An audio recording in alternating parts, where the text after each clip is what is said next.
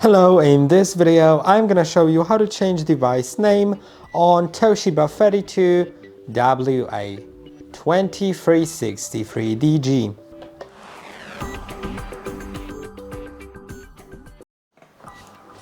To do it, simply go to the settings. Let's go to the settings, then go to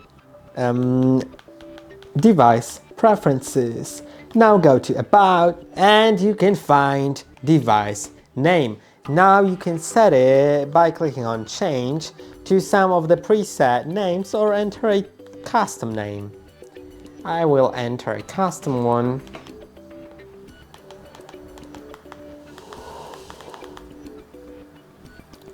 Well, it's not how I expected it to work, honestly.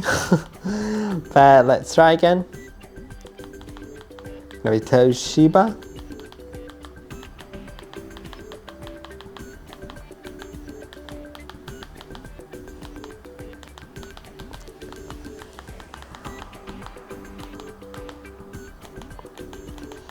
And let's leave it like that, and now it's changed. I hope that this video was helpful.